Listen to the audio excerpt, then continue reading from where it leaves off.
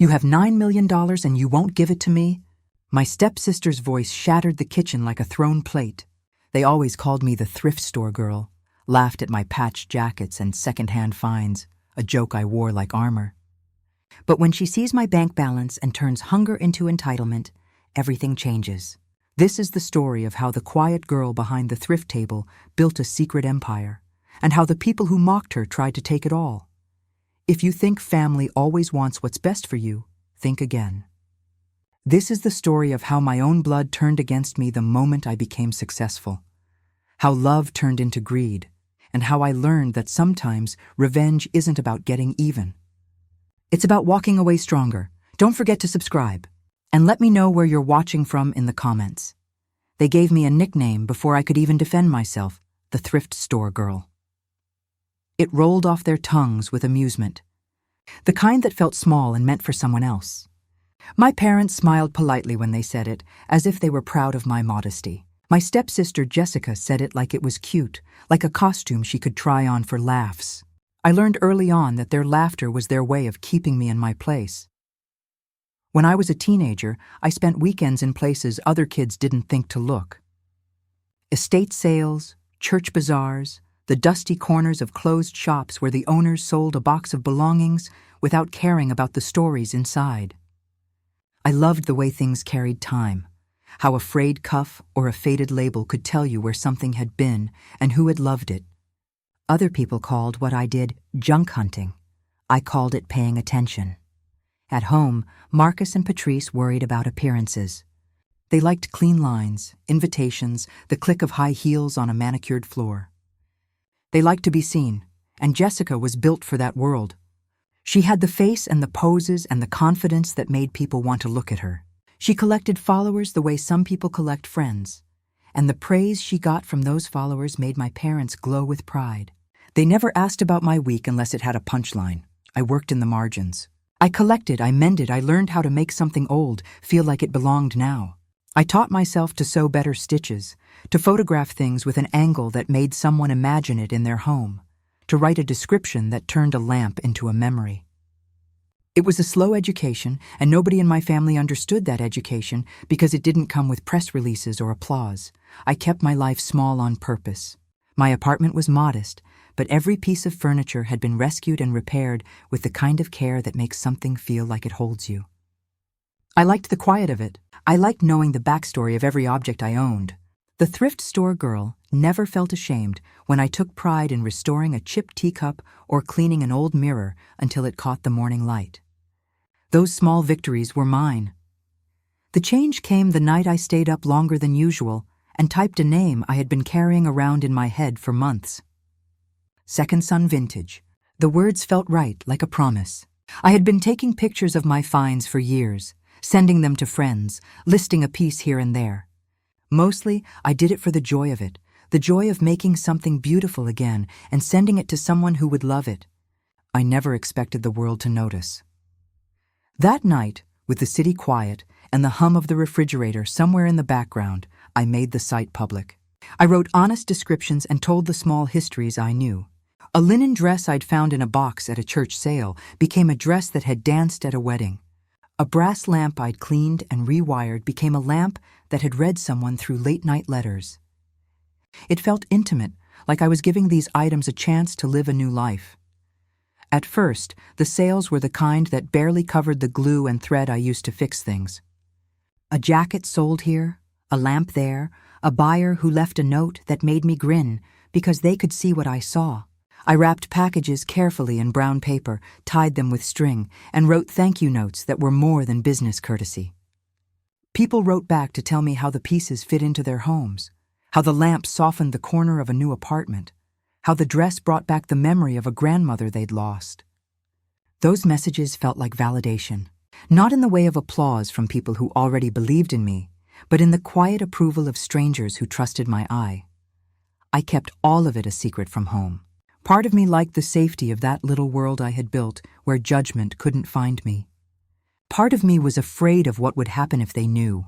I'd seen what money did to people I grew up around, how it loosened tongues and sharpened expectations. I didn't want my success to become their ladder.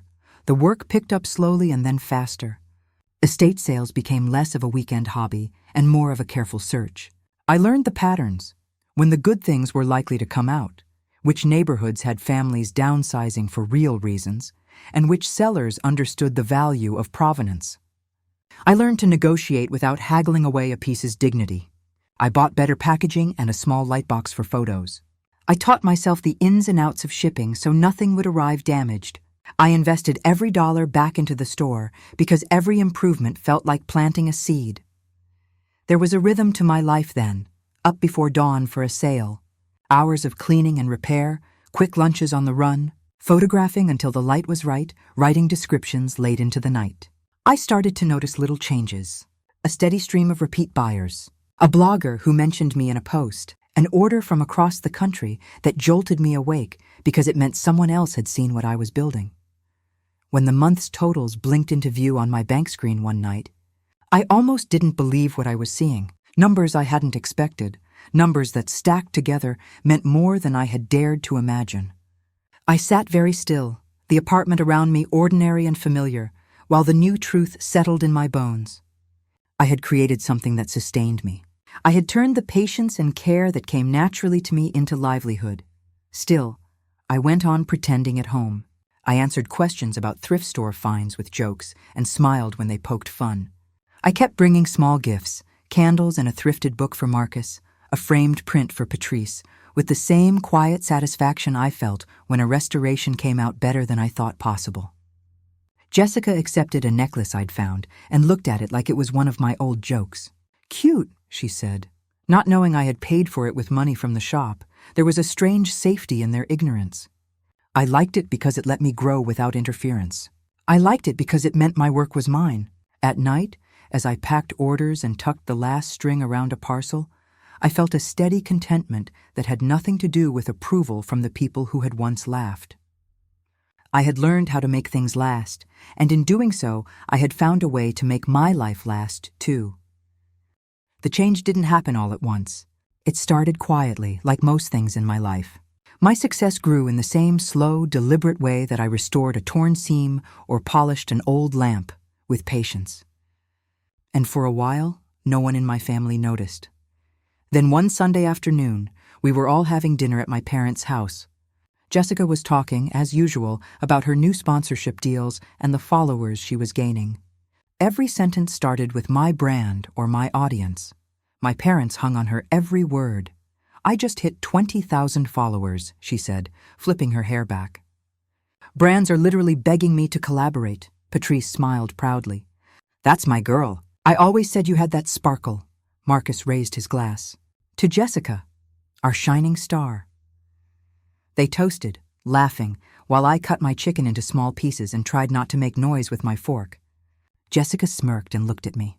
"What about you, Aaliyah? Sold any more of those old clothes lately?" Her voice carried a lightness that didn't match her words. It was meant to sound playful, but it landed sharp. I forced a smile. "A few, yeah. It's going well," she giggled. "Well, good for you. Some people just aren't made for the spotlight. We can't all be influencers." They laughed again, and that was fine.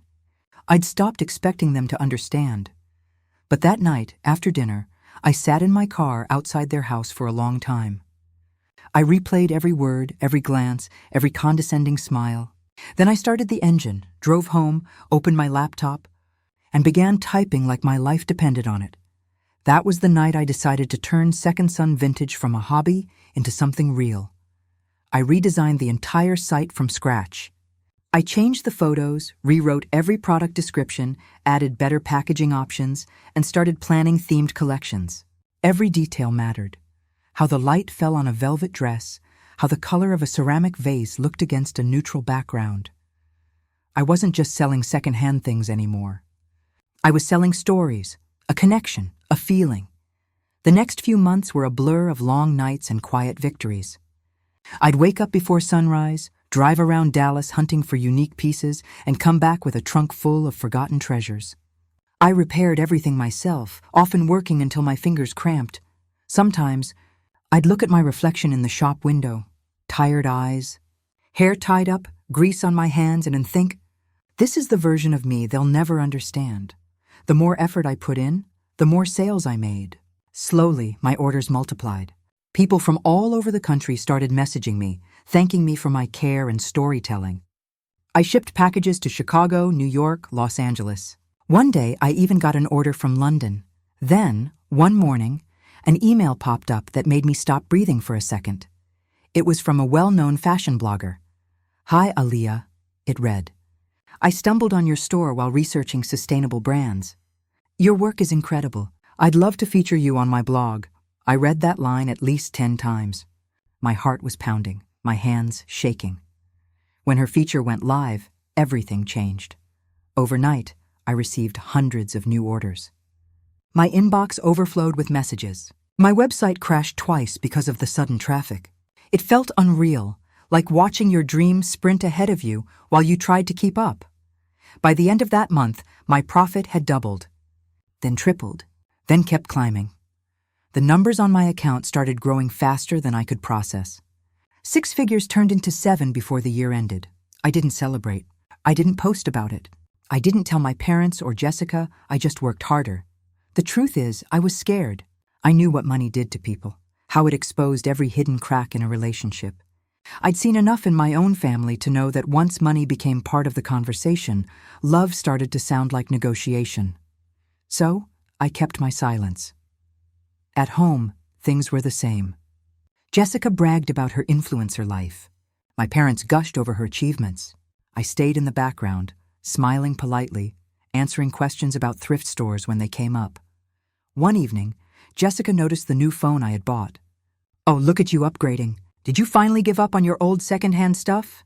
she teased. I smiled softly. "Something like that." She rolled her eyes. "Maybe next time you can buy something brand new for once." I didn't say it out loud, but almost everything I owned was brand new now, paid for with money that she couldn't imagine. That same week, I went out to dinner alone for the first time in years. I treated myself to a meal at a quiet rooftop restaurant downtown.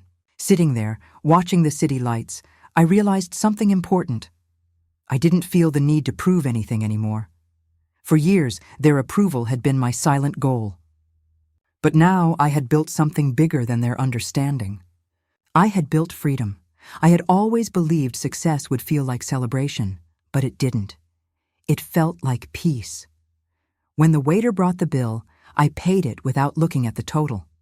For a second, I felt tears rise, not from sadness, but from the weight of everything I had carried to get here.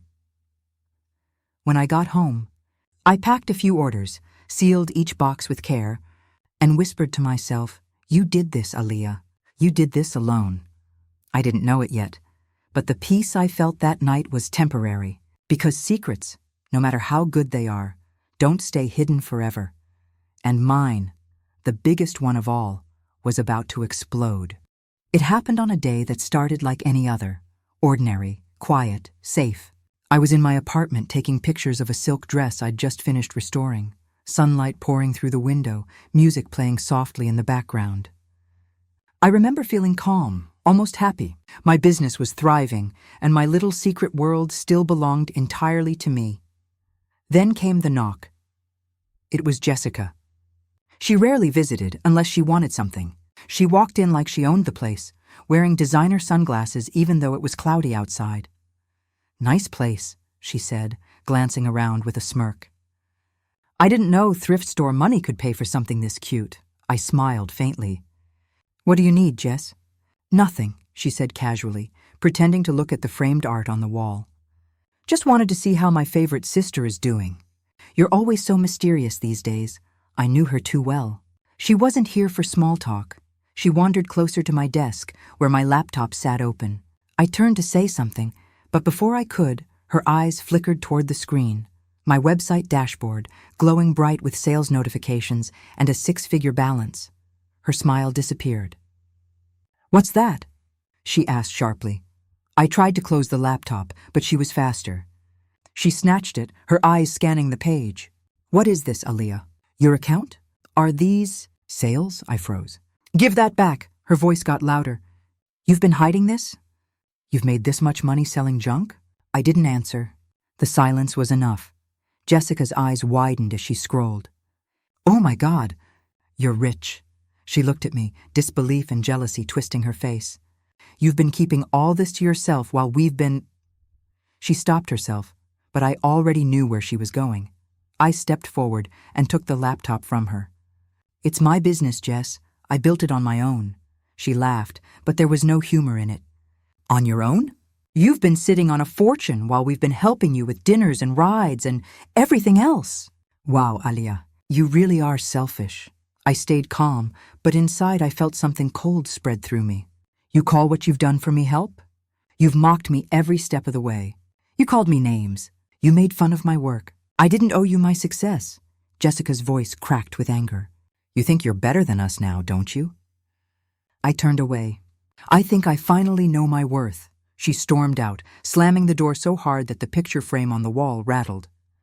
I stood there for a long time, my heart pounding, staring at the closed door. A part of me hoped she'd calm down, that she wouldn't say anything to our parents, but Jessica was never good at keeping secrets. That evening, I got a text from Mom. Come home. We need to talk. When I arrived, the air in the living room was thick with tension. Marcus sat on the couch, arms folded. Patrice was pacing. Jessica stood near the fireplace, pretending to scroll through her phone. Patrice looked up. Aaliyah, sit down. I did. Jessica didn't waste time. They deserve to know, she said flatly. She's been lying to us. Patrice frowned. Lying? Jessica tossed her phone on the table. She's rich, Mom. She's been hiding it. She's been running some online business and has millions in her account. My mother turned to me, her voice trembling. Aaliyah, is this true? I hesitated, but there was no point denying it. I have a business. It's been successful. I wasn't hiding it to hurt anyone. Marcus leaned forward. How successful? I met his eyes. 9 million. The room went silent. Jessica's face lit up with vindication. Patrice's mouth fell open. Marcus blinked, then let out a low whistle. Patrice finally spoke. $9 million? Aaliyah, how could you keep that from your family? I took a deep breath. Because you never took me seriously. You laughed at me. You called me names. You didn't believe in me. I built this alone, with no help, no support. I just wanted something that was mine. Marcus's voice hardened. We're family. That means something. You can't just cut us out like this. Jessica crossed her arms. Exactly. Family means sharing, Aaliyah. You don't get to keep everything to yourself. I looked between them, feeling that old, familiar ache. Sharing is one thing. Being used is another, Jessica gasped. Used? You think we're using you? I stood up. Yes, you laughed when I was struggling, and now you want what I've earned. That's not love. That's greed. For a moment, no one spoke. Then Marcus slammed his hand on the table.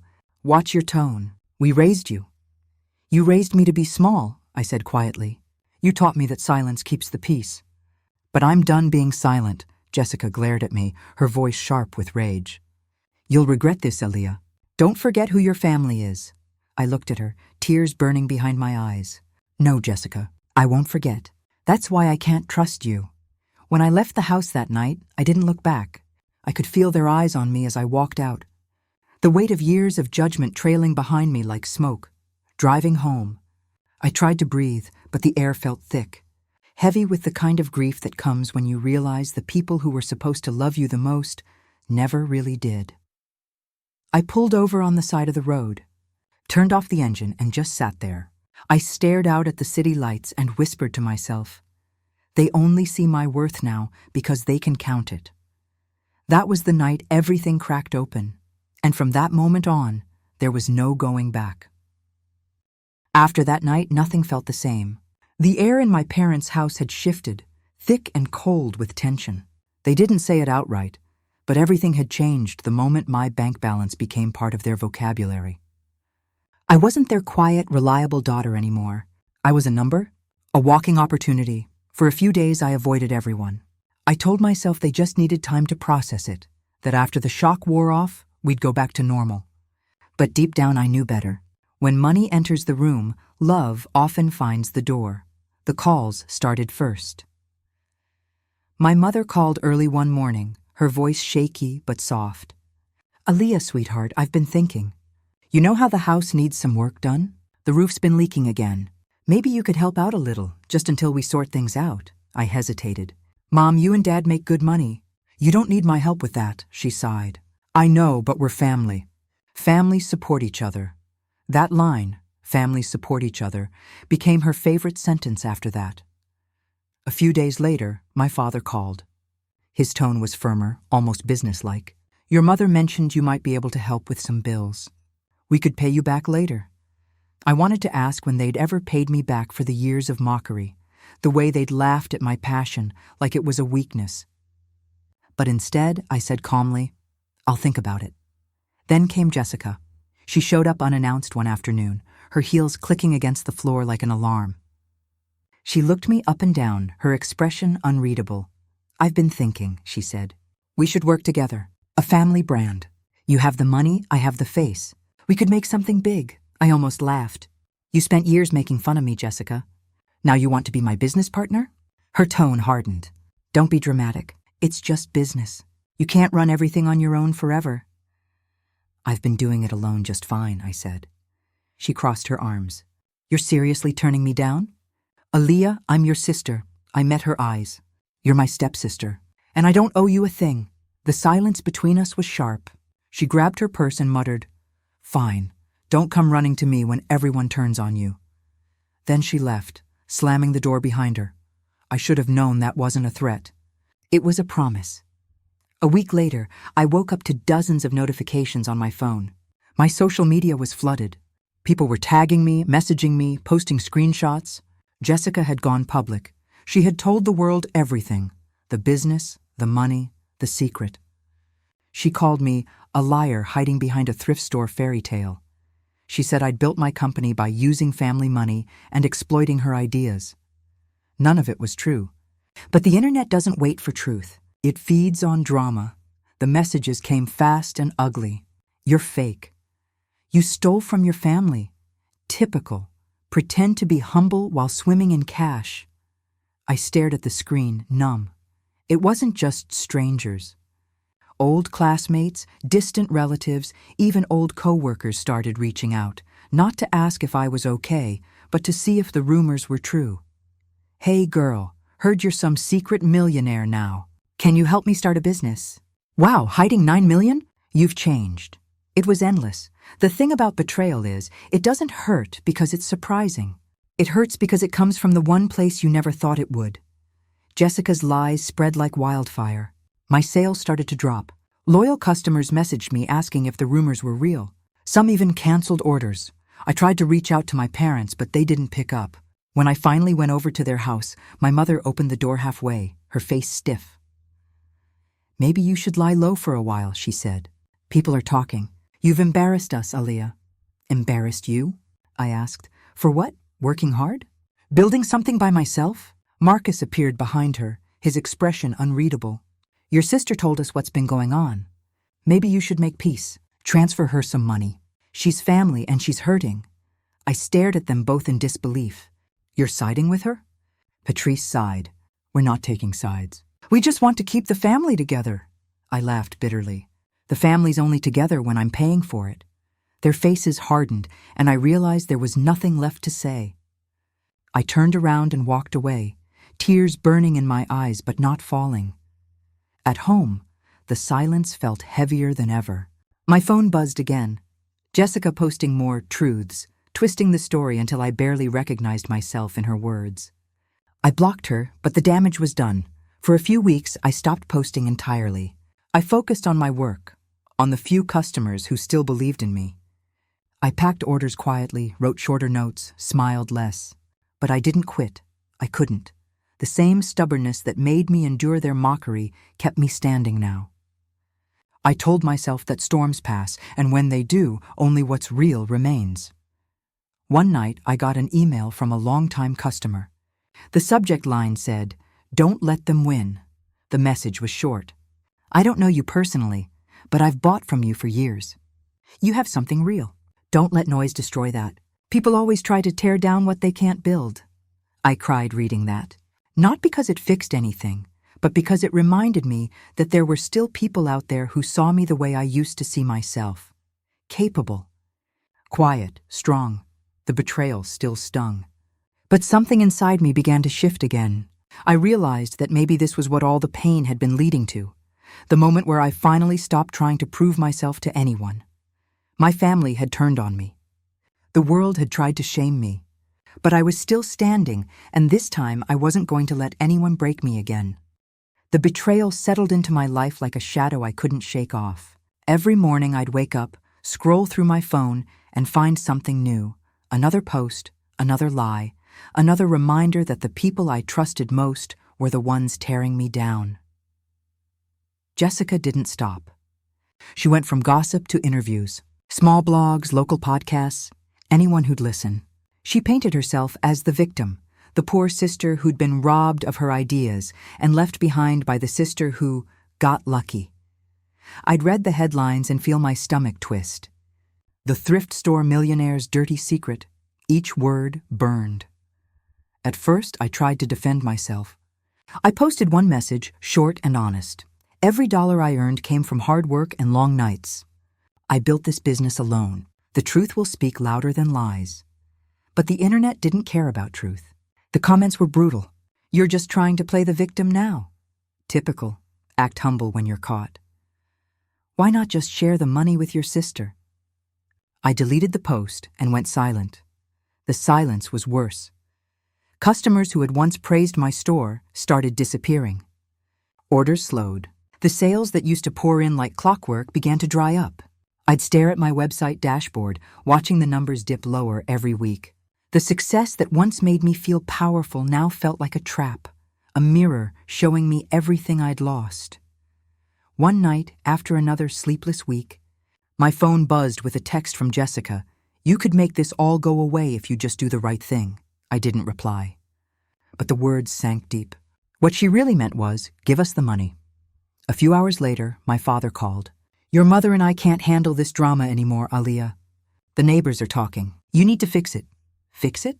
I asked quietly. How, Dad? By giving in to Jessica's lies? He sighed. She's still your sister. Maybe just give her something to calm her down. Help the family. I felt my chest tighten. I have helped. I've paid bills, given gifts, supported you all without asking for a thing in return. But it's never enough, is it? He paused, his voice cold. You've changed. No, I whispered. You just never really saw me until I had something you wanted.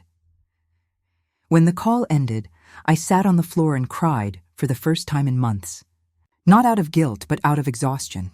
The kind that seeps into your bones when you realize the people who should protect you are the ones who'll sell your peace for attention. I wanted to disappear. To shut down the website, vanish from social media, and move somewhere they couldn't reach me. But I couldn't let Jessica win. She'd built her entire story around tearing me down, and I wasn't going to hand her the ending she wanted. So I got up, washed my face, and went back to work. I stopped reading the comments. I stopped replying to messages. I focused on what had built me in the first place: honesty, patience, and the kind of care you can't fake. I sent personal notes to loyal customers, thanking them for sticking around. I ran quiet sales for my mailing list, never mentioning the drama. Slowly, a few old names started coming back. Orders trickled in again. Not enough to rebuild everything, but enough to remind me that what I'd built still mattered. But the damage was done. Jessica's lies had reached bigger platforms. Someone dug through my public records, found my address, and posted it online. I came home one evening to find strangers taking pictures outside my building. My mailbox was full of letters, some kind, most hateful. That was my breaking point. I called Jessica. She picked up on the second ring, her tone smug. Finally ready to talk? What do you want? I asked, my voice trembling. Half, she said simply. You've had your fun, Aliyah. Just split it with me and Mom and Dad. Then we can move on. I laughed, a dry, broken sound. Half? You didn't build a thing. You mocked me every step of the way. She didn't even sound ashamed. You wouldn't even have this if it wasn't for us. You grew up in our house. We raised you. No, I said quietly. You tolerated me. Her voice turned sharp. You think you can turn everyone against us? We're the ones who made you who you are. That was when something inside me snapped. You didn't make me, Jessica. You made me fight. Every insult, every laugh, every time you made me feel worthless. You built this. You just didn't realize it. For once, she didn't have a comeback. She hung up without another word. That night, I didn't sleep. I just sat on the couch, surrounded by the quiet hum of my apartment. My life had become unrecognizable. The family I once loved was gone, replaced by people who saw me as a paycheck. The world outside had turned my story into gossip. But in that silence, something else began to grow. A calm, steady determination. I wasn't going to let this be the end. If they wanted to make me the villain, I'd show them what happens when the quiet one finally fights back. I started planning, carefully, quietly. If my family wanted to turn my success into a weapon, I was going to take everything they'd tried to ruin and rebuild it bigger. Smarter, stronger, they'd taken my peace, my privacy, and my name. But they hadn't taken my will, and that was their mistake. By the time winter came, the hurt had turned into something sharper. It was no longer sadness. It was focus, the kind of quiet determination that grows out of pain when you're too tired to cry anymore. Everyone thought I'd disappeared. My family stopped calling, probably thinking I was broken. Jessica kept posting about her new brand, using stolen designs and pretending she'd always been into vintage fashion. My parents supported her, of course, sharing her posts, commenting with pride, pretending none of it had come from me. Let them think I was gone. That was exactly what I wanted. I took a break from social media, shut down the website for a few weeks, and spent time rebuilding, not just the business, but myself. I studied every article, every interview, every dirty thing Jessica had said about me. And then I started preparing my response, not with words, but with action. The first thing I did was trademark Second Son Vintage.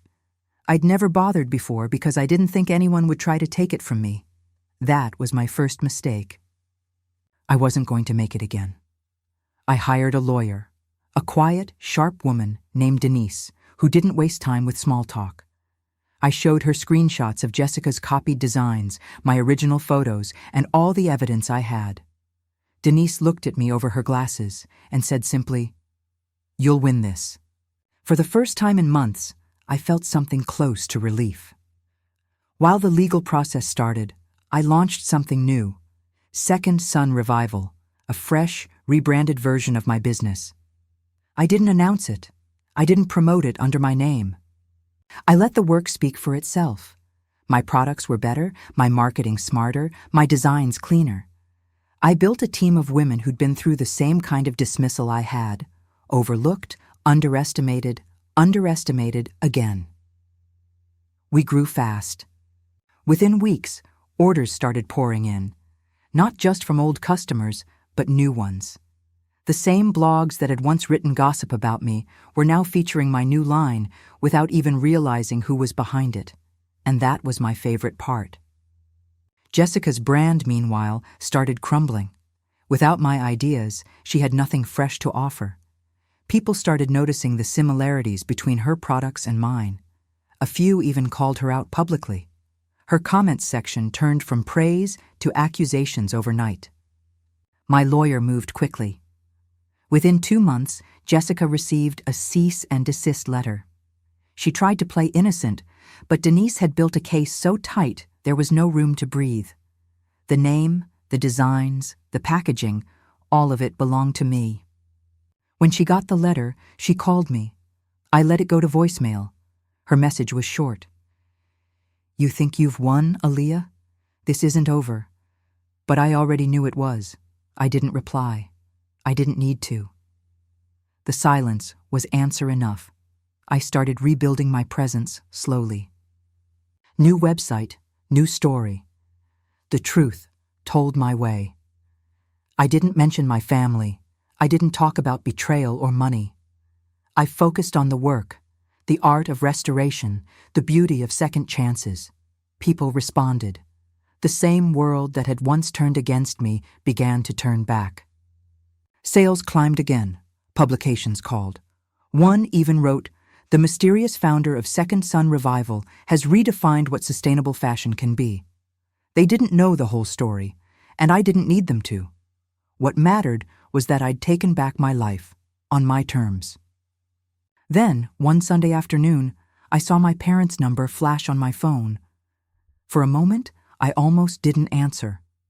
But something in me, maybe the last bit of hope, made me pick up. Patrice's voice was soft. "Aaliyah, can we talk?" I didn't say anything. She sighed. "Your sister's business is falling apart. She says you're suing her. Is that true?" "Yes," I said simply. "She stole from me," Marcus cut in, his tone sharp. "You're destroying your own family over money?" I closed my eyes. "No, Dad. I'm protecting what I built. You let her ruin my name, humiliate me publicly, and now you're asking me to save her?" Silence. Patrice finally said, "We just want peace." I almost laughed. "Peace? You all wanted my money, not peace." "The second I said no, you turned on me." Marcus's voice cracked with anger. "You're cold, Aaliyah. Money changed you." I felt my throat tighten. "No, it didn't. It changed you." There was a pause before Patrice said softly, "Then I guess there's nothing left to say." "No," I said quietly. "There isn't." When the call ended, I sat there in silence for a long time. My hands were shaking, but not from sadness this time. From release. For the first time in my life, I wasn't the thrift store girl. I wasn't the one waiting for approval, begging for understanding, or apologizing for my success. I was free. The lawsuit went through, and I won. Jessica's business shut down. Her accounts were suspended. My lawyer sent me the final settlement paperwork with a small note that said, "Justice served." I didn't celebrate. I didn't post. I just closed my laptop and took a walk. The sun was setting, and the air felt cool against my skin. For years, I had carried the weight of their laughter, their judgment, their betrayal. And now, I'd finally set it down. As I walked past a small thrift shop, I caught my reflection in the window. Tired eyes, steady smile. For a moment, I saw the old me again, the girl who believed that second chances were worth fighting for. I smiled and whispered to my reflection, "You did it." Not for revenge, not for money, but for peace, for freedom, and for the girl they called the Thrift Store Girl, who learned that sometimes the best revenge is just to keep shining until no one can ignore your light anymore.